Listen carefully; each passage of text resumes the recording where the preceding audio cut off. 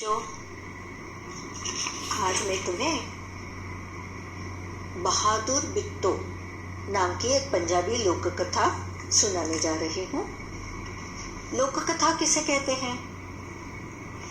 लोक कथा मानव समूह की साझी अभिव्यक्ति को कहते हैं, जो कथाओं, कहावतों, चुटकुलों आदि रूपों में अभिव्यक्त होती है।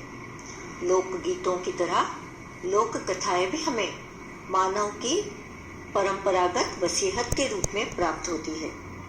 अब ये बिट्टो नाम की जो किसान की बीवी थी, वो बहुत ही बहादुर थी। वो किसान था, उसकी बीवी का नाम बिट्टो था। एक दिन किसान ने बिट्टो से कहा, सुबह जब मैं खेत में हल चला रहा था तो एक शेर ने आकर कहा, किसान किसान, अपना बैल मुझे दे दे वरना मैं तुझे खा जाऊंगा। अब उसकी पत्नी ने उससे पूछा, तो तूने क्या जवाब दिया? किसान ने कहा, मैंने कहा तो यहीं रुक, मैं घर जाकर अपनी गाय ले आता हूँ। अगर तू बैल खा लेगा तो हम लोग भूखों मर जाएंगे। जैसे कि तुम जानते हो बच्चों, बैल हमारे खेतों में जुताई करते हैं। बैलों के बिना तो हमारा काम अधूरा ही रह जाएगा। हाँ, माना कि भारत विकास की ओर जा रहा है। कई घरों में ट्रैक्टर आ गए हैं। कई किसान अपनी खेती को ट्रैक्टर से जोतते हैं, पर अभी भी कई लोग हैं जिनके पास ट्रैक्टर नहीं है। उन्हें खेती के लिए बैलों पर ही निर्भर रहना पड़ता है। अब बैल तो वो दे नहीं सकता, तो उसने शेर से गाय लेकर आने का वादा किया कि मैं अभी गाय लेकर आता हूँ और तुम उसे खा लेना। यह सुनकर बिट्टो को बहुत गुस्सा आया। उसने किसान को फटकारा, डांटा, घर की गाय शेर को खिलाते तुझे शर्म नहीं आती? अगर गाय चली गई तो घर में न दूध न लस्सी, बच्चे रोटी किस चीज के साथ खाएंगे? अब जहाँ तक दूध की बात है, गाय हमें दूध देती है और दूध से तो न जाने कितनी सारी चीजें बनती है। बच्चों, तुम जानते हो दूध से क्या क्या बनता है?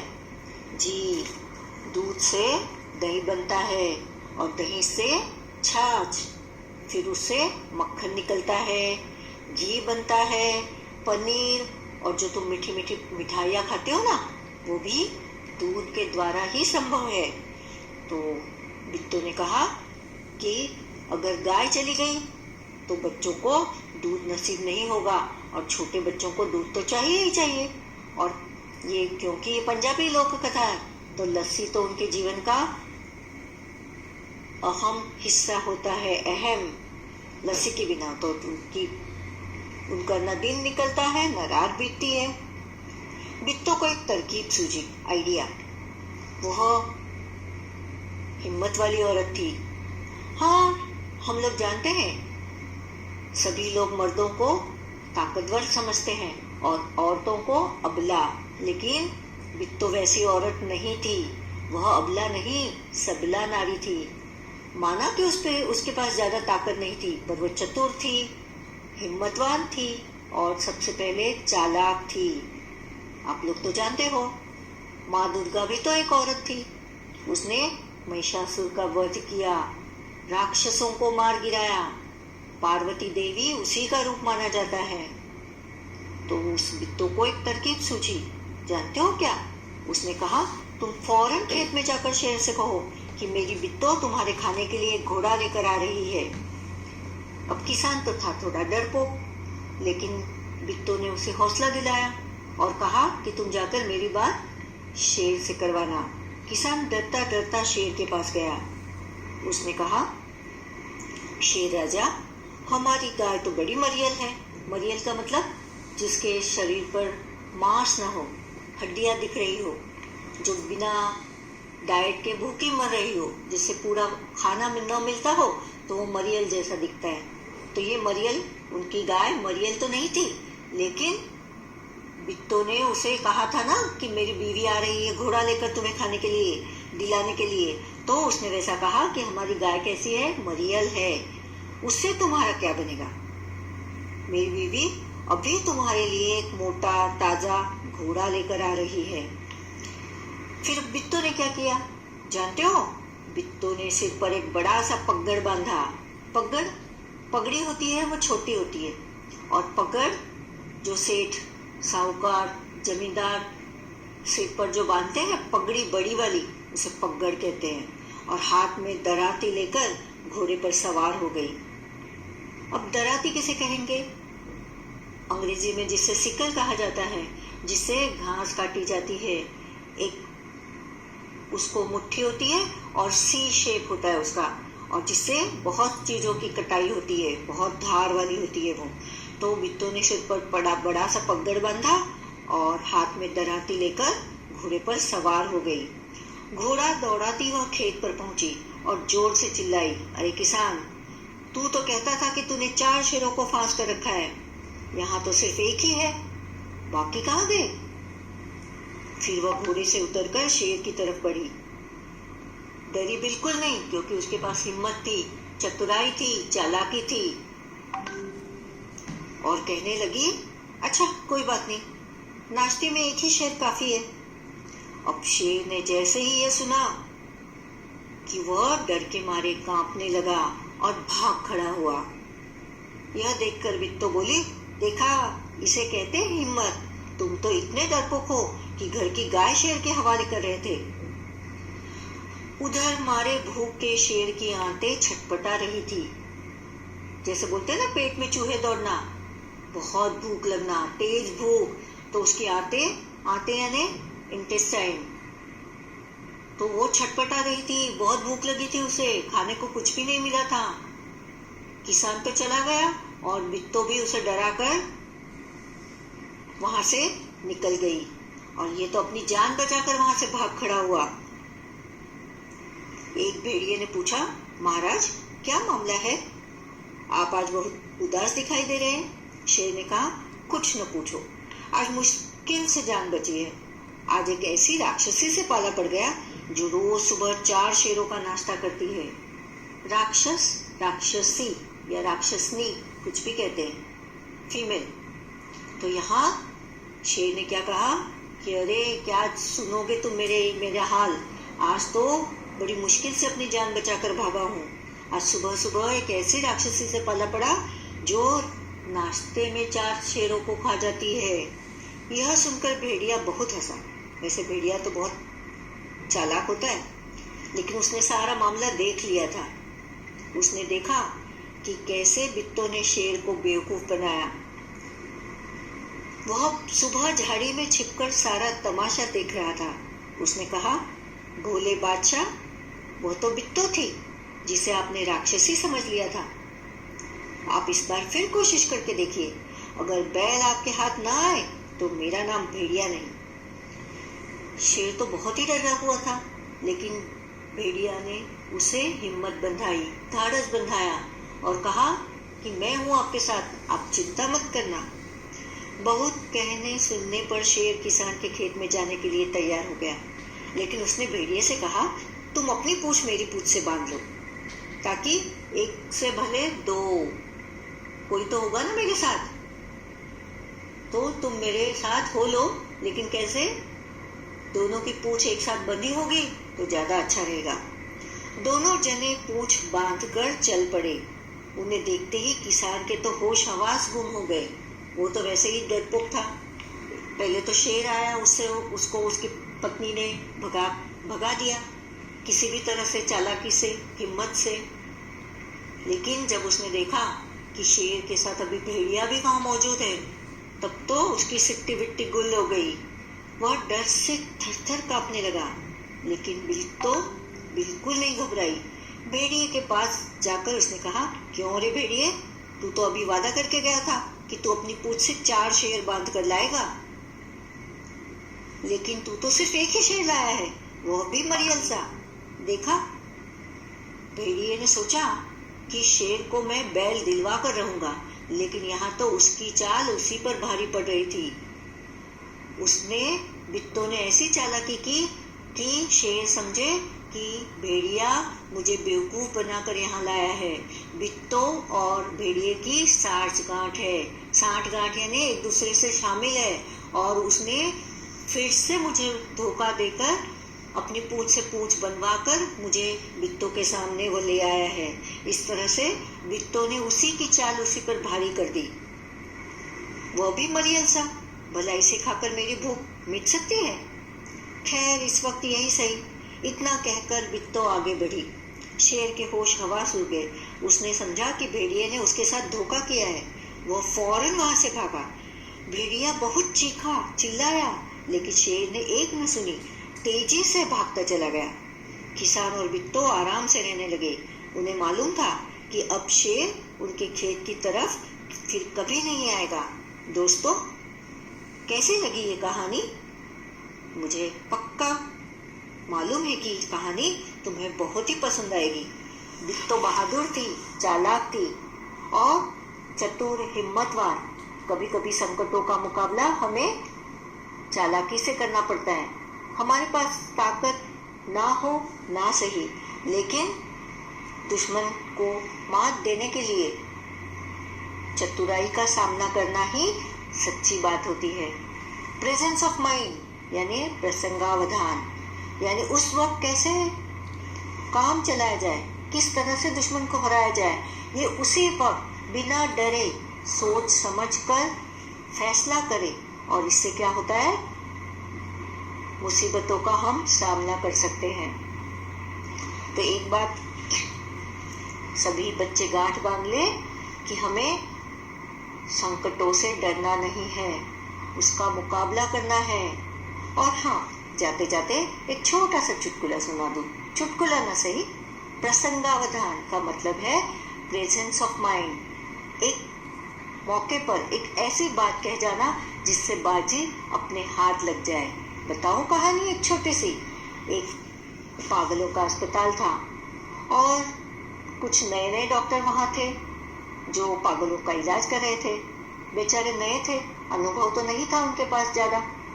एक दिन ऐसा हुआ कि दरवाजा खुला रह गया और बहुत सारे पागल पेशेंट जो थे, रुग्ण, वो पानी की टंकी के ऊपर चढ़ गए। टेरेस पर जाकर पानी की टंकी के ऊपर चढ़ गए। अब वहां से बोल रहे थे, हम कूदे, यहाँ से नीचे कूदे। अब आई आफत। जो डॉक्टर थे उन्हें तो कुछ सूझ नहीं रहा था कि इन्हें कैसे नीचे उतारा जाए। फिर एक डॉक्टर जो था, थोड़ा हिम्मतवान था, उसने प्रेजेंस ऑफ माइंड दिखाकर उन सारे पेशेंट से कहा, उन सारे पागल लोगों से कहा कि अरे ऊपर से नीचे कूदना आसान बात है, यहाँ नीचे आकर ऊपर कूद के दिखाओ तो हम माने। सभी पेशेंट उसकी बातों में आ गए और तुरंत सीढ़ी उतरकर नीचे आ गए। जैसे ही वो पेशेंट नीचे आए, डॉक्टरों ने और वार्ड बॉयज ने उनको पकड़ा और फिर से रूम में बंद कर दिया। इस तरह से अपनी चालाकी से, प्रसंगावधान से उसने बाजी जीत ली। तो बच्चों, आज की कहानी कैसी लगी जरूर बताना। धन्यवाद।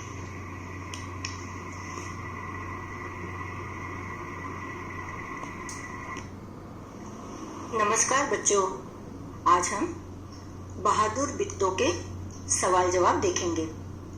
सबसे पहला सवाल है, कहानी में ढूंढो शेर किसान से क्या लेने गया था। तो जवाब है, शेर किसान से बैल लेने गया था। दूसरा सवाल, शेर ने बिट्टो को राक्षसी क्यों समझ लिया। शेर ने बिट्टो को राक्षसी समझ लिया क्योंकि वह नाश्ते में 4 शेरों को खाती है, ऐसा उसने कहा। तो 4 शेरों का नाश्ता करने वाली राक्षसी ही तो होगी। बैल की जान कैसे बच गई। बैल की जान किसान ने बचाई क्योंकि वह उसके बदले शेर को गाय देने को तैयार हो गया। बैल के न होने से वह खेती नहीं कर सकता था। अब नीचे है तुम्हारी ज़बानी। नीचे कुछ शब्दों के नीचे रेखा खींची हुई है, उन्हें ध्यान में रखते हुए नीचे लिखे वाक्यों को अपने शब्दों में लिखो। मतलब सवार हो जाना का मतलब लिखना है। बिट्टो घोड़े पर सवार हो गई। अधोरेखित किया है सवार हो गई, तो जवाब होगा बिट्टो घोड़े पर बैठ गई।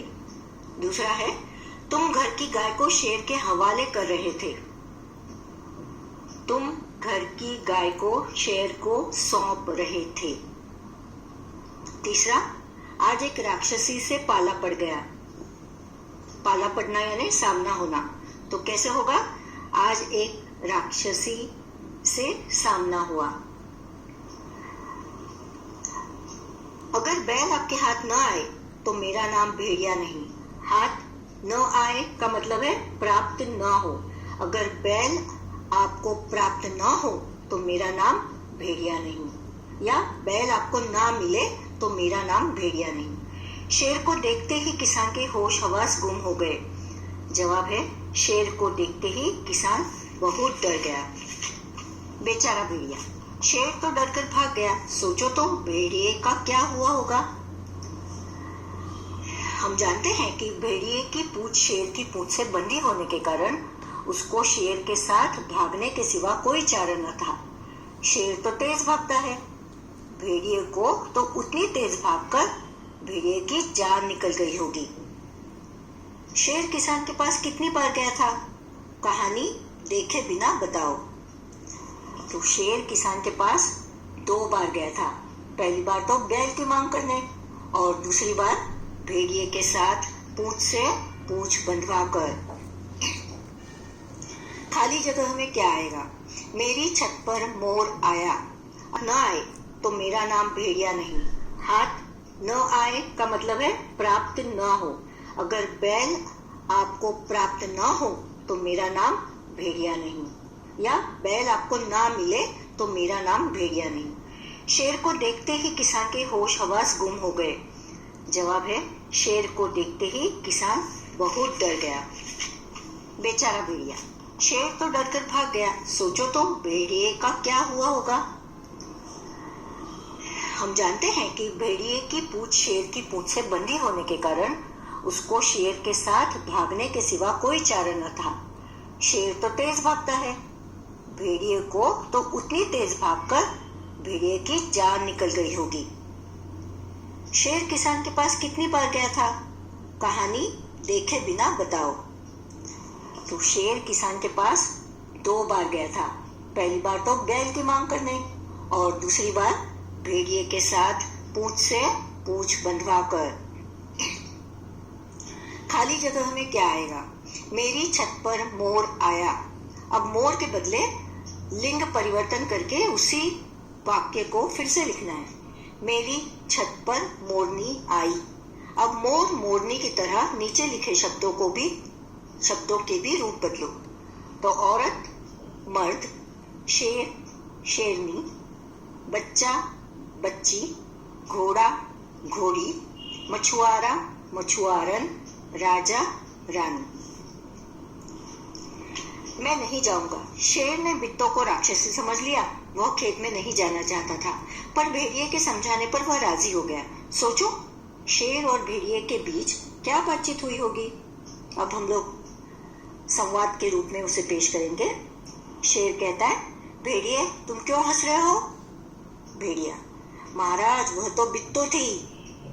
शेर कहता है, नहीं नहीं, वह सचमुच राक्षसी थी। भेड़िया, मैंने अपनी आंखों से देखा महाराज। वह जिसे आपने राक्षसी समझ लिया था वह राक्षसी नहीं थी। भेड़िया। उसके बाद शेर कहता है, वह तो 4 शेरों का नाश्ता करती है, तो राक्षसी तो हुई ना। भेड़िया, आप इस बार फिर कोशिश करके देखिए। अगर बैल आपके हाथ न आए तो मेरा नाम भेड़िया नहीं। तो फिर शेर क्या जवाब देता होगा? ठीक है, मैं आऊंगा, पर तुम अपनी पूंछ मेरी पूंछ से बांध लो। इस तरह से उनमें डायलॉग हुए होंगे। बोलो, तुम क्या सोचती हो? इसमें है, भेड़िए ने शेर को भोले महाराज क्यों कहा? क्या शेर सचमुच भोला था? भेड़िए ने शेर को भोले महाराज कहा क्योंकि उसने बिट्टो की बातों पर तुरंत भरोसा कर लिया था। जी हाँ, शेर सचमुच भोला था।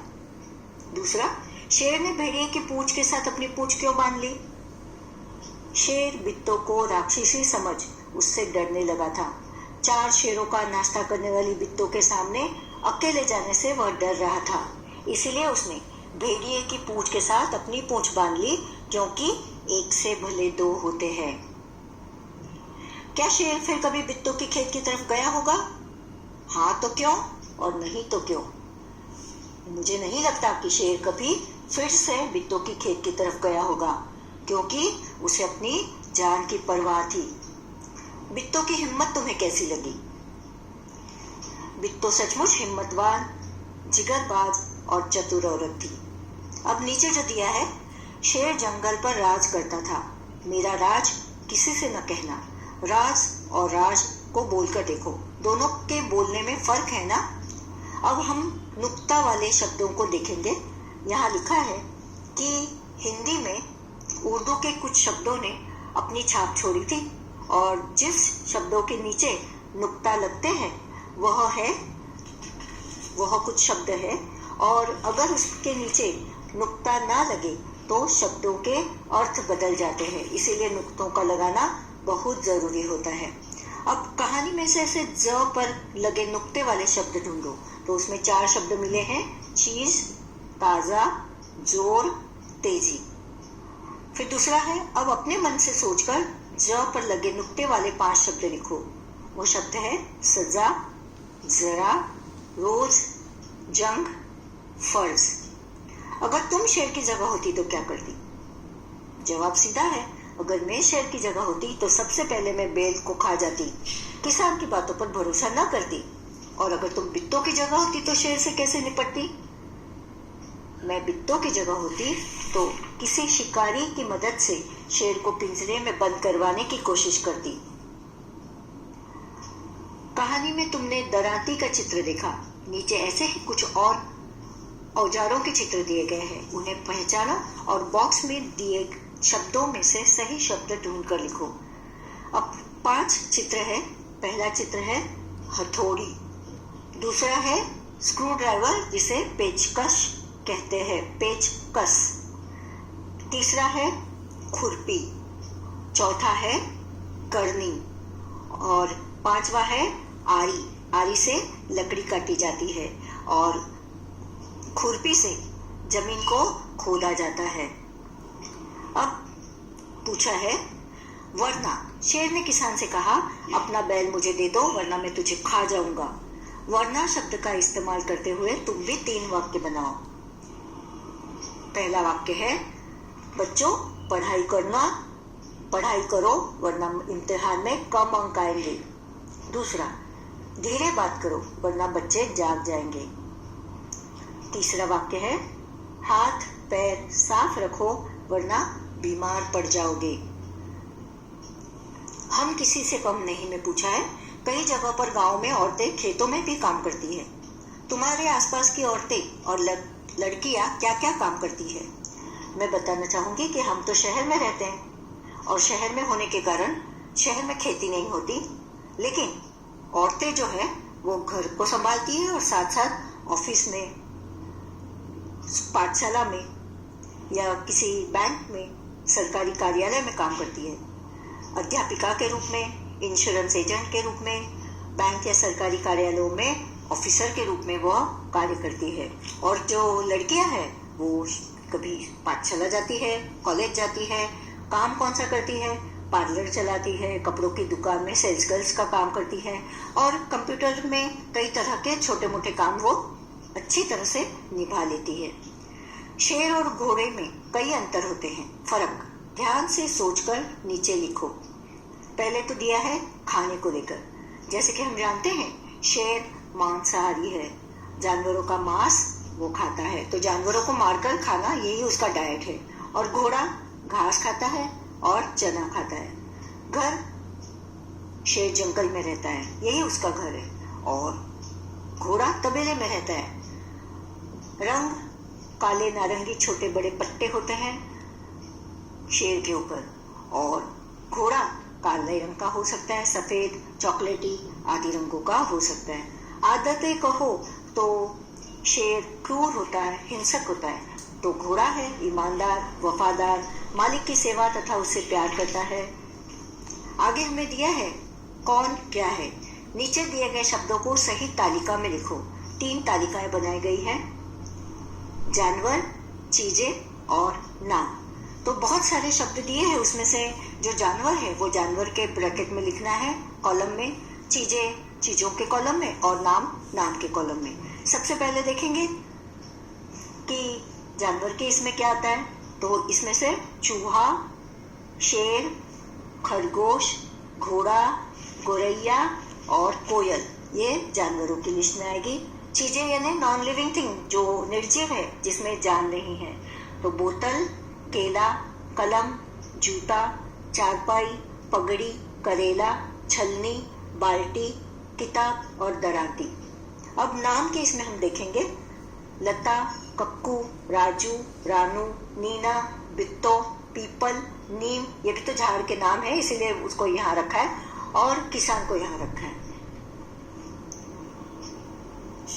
मूस की मजदूरी नागा लोक कथा है ये हमें पढ़नी है। जिस तरह से बित्तों की बहादुरी हमने लोक कथा बताई, उसी तरह मूस की मजदूरी ये कहानी आज मैं आपको पढ़ के सुनाती हूँ। बहुत समय पहले की बात है। उस समय आदमी के पास धान नहीं था। धान यानी अनाज। सबसे पहले आदमी ने धान का पौधा एक पोखरी के बीच में देखा। पोखरी यानी नदी का जहाँ छोटा सा पानी बहता है, वहाँ पोखरी कहते उसे। धान की बालियां झूम झूम कर जैसे आदमी को बुला रही थी, पर गहरे पानी के कारण धान तक पहुंचना कठिन था। आदमी सोचता हुआ खड़ा ही था कि वहीं पर एक मूस दिखलाई पड़ा। मूस यानी चूहा। आदमी ने मूस को पास बुलाया और कहा, मूस भाई, पोखरी के बीच में देखो उन धान की प्यारी बालियों को, झूम झूम कर वे मुझे बुला रही है, लेकिन पानी गहरा है। यदि तुम उन्हें हमारे लिए ला दो तो हम तुम्हें मेहनताने का हिस्सा दे देंगे। मूस को भला क्या एतराज था। वह सर सर तैर गया और बालियों को दांतों से कुतर कुतर कर किनारे पर लाने लगा। थोड़ी ही देर में किनारे पर धान की बालियों का ढेर बन गया। तब आदमी ने प्रसन्न होकर कहा, मूस भाई, अब इसमें से अपनी मजदूरी का हिस्सा तुम स्वयं ले लो। पर मूस ने कहा, भाई मेरे, मैं ठहरा छोटा जीव, मेरा सिर भी है छोटा, अपना हिस्सा इस छोटे से सिर पर ढोकर कैसे ले जाऊंगा। इसलिए अच्छा तो यह होगा कि तुम यह पूरा धान अपने घर ले जाओ, और मैं तुम्हारे घर पर ही आकर अपने हिस्से का थोड़ा धान खा लिया करूंगा। आदमी ने ऐसा ही किया, और तभी से मूस आदमी के घर धान खाता चला आ रहा है। यह रामनंदन जी की कहानी है। आशा करती हूँ ये कहानी आपको पसंद आई होगी। धन्यवाद।